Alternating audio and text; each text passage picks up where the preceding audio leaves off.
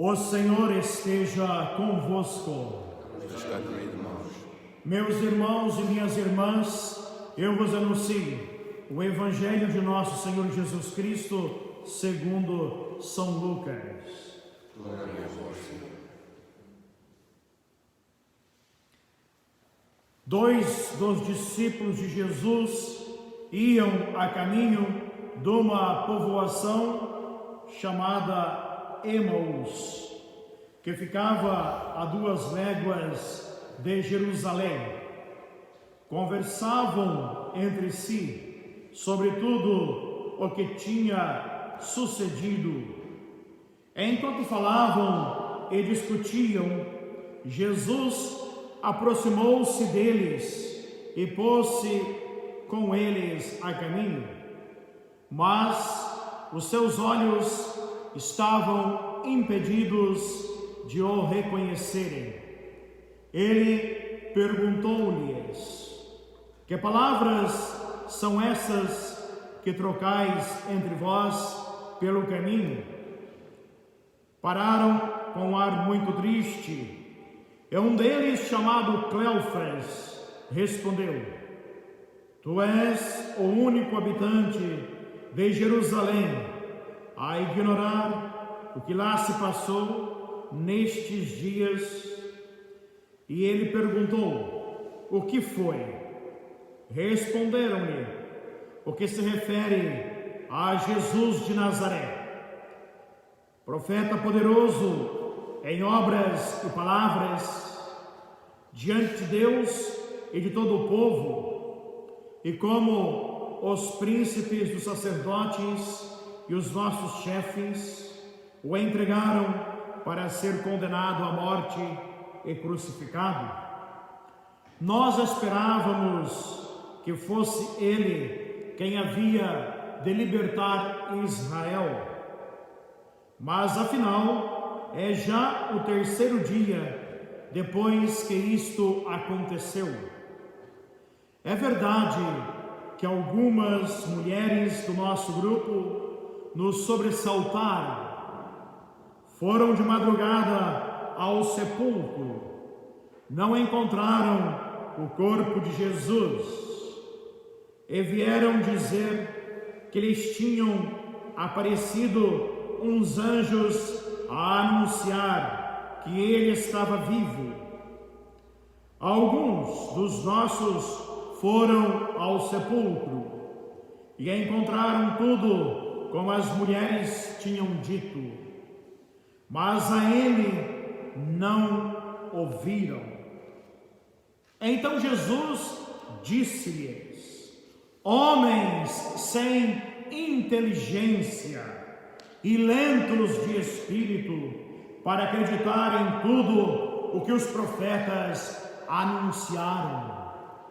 Não tinha o Messias de sofrer tudo isso para entrar na sua glória? Depois, começando por Moisés e passando pelos profetas, explicou-lhes em todas as Escrituras o que lhe dizia respeito. Ao chegarem perto da povoação para onde iam, Jesus fez menção de ir para diante, mas eles convenceram-no a ficar, dizendo: ficai conosco, porque o dia está a terminar e vem caindo a noite. Jesus entrou e ficou com eles, e quando se pôs à mesa, tomou o pão, recitou a bênção, partiu-o e entregou-lhe. Neste momento, abriram-se-lhes os olhos e reconheceram-no, mas ele desapareceu da sua presença. Disseram então um para o outro: não ardia cá dentro o nosso coração quando ele nos falava pelo caminho, quando nos explicava as Escrituras? partiram imediatamente de regresso a Jerusalém e encontraram reunidos os 11 e os que estavam com eles, que diziam: na verdade, o Senhor ressuscitou e apareceu a Simão. E eles contaram o que tinha acontecido no caminho e como o tinham reconhecido ao partir o pão. Irmãos e irmãs, esta é a palavra da salvação. Glória a vós, Senhor.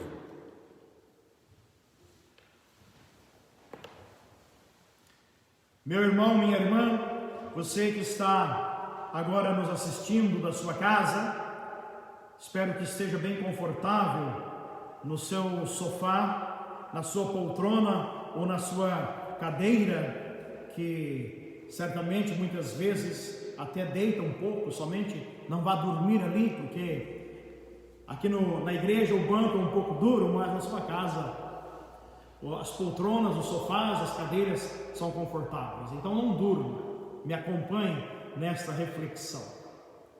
Nós estamos vivendo o terceiro domingo da Páscoa e certamente para nós esta jornada pelo tempo pascal é uma jornada muito estranha, porque já é o terceiro domingo da Páscoa e nós aqui estamos rezando a missa para a igreja vazia, a não ser as pessoas que estão aqui, que auxiliam, e que outras pessoas dizem obrigado a essas pessoas quando fazem os comentários. Então, esta é uma Páscoa estranha, mas é uma Páscoa da ressurreição, como todas as Páscoas, e nessa Páscoa, neste tempo pascal, Jesus está ressuscitado, ele vive verdadeiramente ressuscitou. E nós temos a graça, a alegria de partilhar nestes domingos da Páscoa, como durante a semana, estas leituras que são dos Atos dos Apóstolos, sempre a primeira leitura dos Atos dos Apóstolos, onde os apóstolos, especialmente Pedro, faz sempre o anúncio da ressurreição do Senhor. Este anúncio na igreja se chama querigma. Querigma é a palavra que a igreja usa para falar do anúncio da paixão, da morte e da ressurreição de Jesus. Mas é um anúncio que traz também aquilo que é central na nossa fé, que traz também aquilo que é a verdade da nossa fé, aquilo que traz também as palavras da vida eterna. Então, é muito comum que nestes dias de Páscoa, Pedro já vá logo ao cerne, ao centro da questão. E querigma, ou este anúncio que a igreja diz, que fizeram os apóstolos e que a igreja deve fazer ainda hoje, é aquilo que contém a mensagem central da salvação. É isso que a igreja nos ensina através da catequese. A mensagem central da salvação é sempre isto, aquilo que Pedro está a falar. Saiba com absoluta certeza toda a casa de Israel que Deus fez o Senhor e Messias. E depois ele vai dizendo toda a história da salvação que envolve Jesus em palavras simples e em palavras curtas. O Messias, não é? Que vós crucificastes, que morreu e que ressuscitou e que apareceu a muitos. Então Pedro está sempre fazendo este anúncio, está sempre fazendo esta proclamação da verdade de Deus. Isso se chama querigma. Mas isto é também a herança que nós recebemos dos apóstolos. Todos nós recebemos uma herança de nossos pais. Há muitos pais e muitas mães que procuram deixar uma herança material para os seus filhos. E muitas vezes essa herança material não é a coisa mais importante, porque apenas o pai e a mãe se vão então os filhos já estragam tudo aquilo que o pai e a mãe lutou tanto tempo para deixar para eles, e pronto, em poucos dias não tem mais nada. E muitas vezes eles lutam, brigam por causa daquela herança. Qual é a herança que os apóstolos nos deixaram? Não é a herança de prata e ouro, como disse Pedro para aquele paralítico à porta do templo: eu não tenho prata nem ouro, mas o que eu tenho eu te dou, a minha fé, levanta-te e anda. Então a herança que os apóstolos nos deixam, através desse querigma, é a herança da fé. Foi isso que nós recebemos, e é isto neste momento que nós temos que partilhar uns com os outros. É isto neste momento que você pai, que você mãe, que você avô, você avó tem que partilhar com o seu filho, com a sua filha, com o seu neto, com a sua neta. Neste momento de quarentena, neste momento de isolamento, a fé. É isto que nós agora temos que partilhar uns com os outros, para que exatamente a nossa fé esteja viva, para que exatamente nós honremos a fé que os apóstolos nos deixaram como tradição, nos deixaram como herança, porque é por essa fé que nós vivemos, é por essa fé que nós proclamamos que Jesus está vivo, que Ele ressuscitou. Então este é o anúncio, é a proclamação que os apóstolos fazem neste tempo pascal para nós, assim como fizeram para os seus naquela época, e assim como através deles nós chegamos a conhecer essa verdade. O tempo pascal na igreja, na teologia, é conhecido como o tempo da igreja. Preste atenção nisso. O tempo pascal é o tempo da igreja. Por que é o tempo da igreja? Porque é o tempo em que a igreja se constitui por este anúncio da morte, da ressurreição de Jesus. E por este anúncio a igreja vai tomando corpo, a igreja vai se constituindo. Por isso, este tempo que nos separa, não é? Do dia de Pentecostes, este tempo pascal que vai da ressurreição de Jesus até o dia de Pentecostes, é o tempo da igreja. Quando acontece o Pentecostes, para concluir o tempo pascal, então nós vivemos o tempo do Espírito. E nós vivemos o tempo do Espírito ainda hoje, porque agora não são os apóstolos que estão a anunciar fisicamente presentes em nosso meio, mas é o Espírito Santo que está a testemunhar a nós que a igreja é constituída, e o Espírito Santo é aquele que está a guiar a igreja. Por isso que Jesus, Ele envia o Espírito Santo para que o Espírito Santo confirme a fundação da igreja. Então, logo mais, depois do tempo pascal, nós passaremos a ver o tempo da igreja, o tempo do Espírito. E este tempo do Espírito é o tempo que nós vivemos ainda agora. Porque Jesus nos disse que o Espírito Santo confirmaria a sua obra, que o Espírito Santo confirmaria aquilo que Ele disse, que o Espírito Santo confirmaria a presença da igreja. E aqui estamos nós, não é? Diante deste Evangelho, que é conhecido como o Evangelho dos discípulos de Emaús. Este Evangelho só está no Evangelho de São Lucas, não está nem em João, não está nem em Marcos, não está nem em Mateus. Lucas é aquele que faz menção a este Evangelho, que é um dos trechos mais bonitos do Evangelho que nós temos na Bíblia, um dos trechos mais belos que nós temos no Evangelho de Lucas e que nós temos nos Evangelhos, nos 4 Evangelhos. Os discípulos de Emaús, eles não são do time A dos discípulos, ou seja, eles não são do grupo A, eles são do grupo B, porque eles são chamados os discípulos de Emaús. Vejam bem que o Evangelho diz que quando eles voltam para Jerusalém, os 11 estavam reunidos. Este é o grupo A, o grupo dos 11, que não está Judas mais, o grupo dos 11, o Evangelho diz, e aqueles que estavam com eles, que faz parte do time B, do grupo B. Quer dizer o quê? Que os apóstolos constituíram outros discípulos que seguiram a Jesus. Que Jesus tinha outros discípulos que o seguiam ao longo da sua vida e depois da sua morte. Como as mulheres que foram ao túmulo, que eles referem aqui, as mulheres foram ao túmulo, mas ele não estava lá. Como também esses dois que vão para Emaús. Quando a gente estudava teologia e estudava a Bíblia, diziam aqueles que são estudados que aqui, a caminho de Emaús, estava o marido e a esposa. Os dois discípulos de Emaús seria o marido, um homem, e o outro seria uma mulher. Isso para dizer que Jesus já tinha constituído uma comunidade que passaria a se fortificar depois da sua ressurreição. Mas os discípulos de Emaús, eles estão tristes, eles estão desencorajados, eles vão indo por aquela estrada desanimados, e eles vão embora de Jerusalém, porque para eles tudo está acabado, não existe mais nada. Jesus não ressuscitou, eles dizem, ele era para ressuscitar, mas ele não ressuscitou até agora.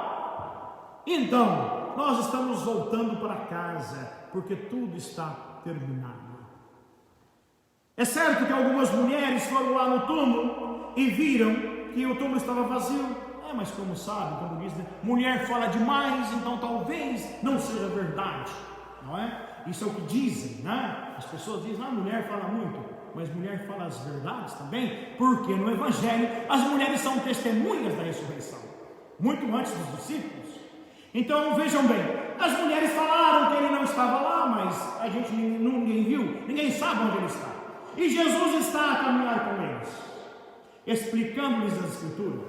E até os chama de tolos, os chama homens sem inteligência. Por quê, meus irmãos? Porque eles não conseguiram ver que Jesus estava ali com eles.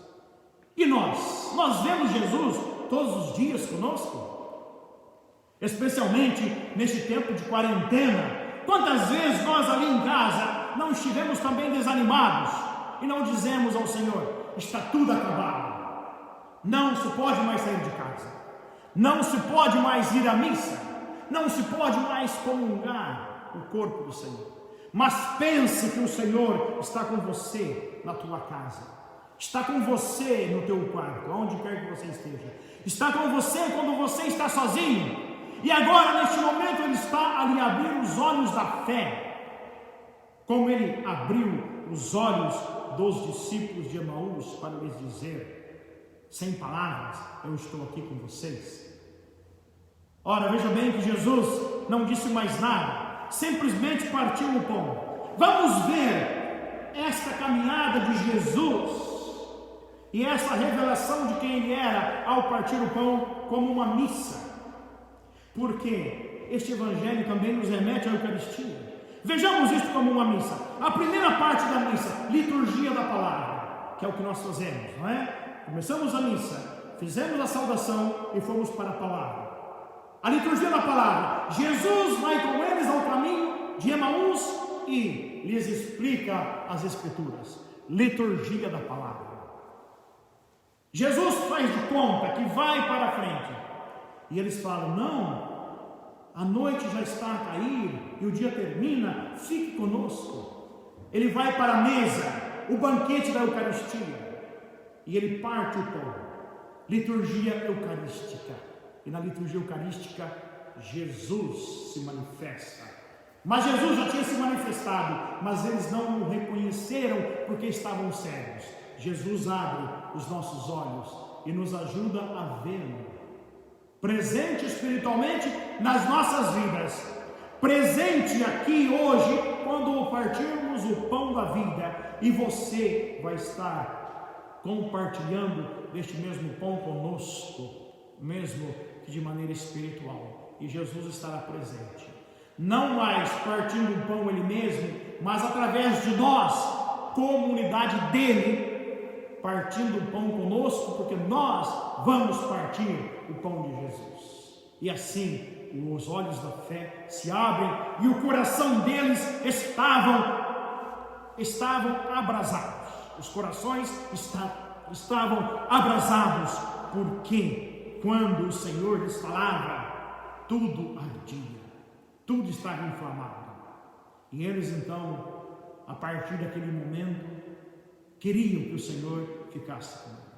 Seja hoje, meus irmãos e minhas irmãs, o nosso convite. Peçamos ao Senhor, ficai conosco, Senhor, porque o dia declina e a noite cai.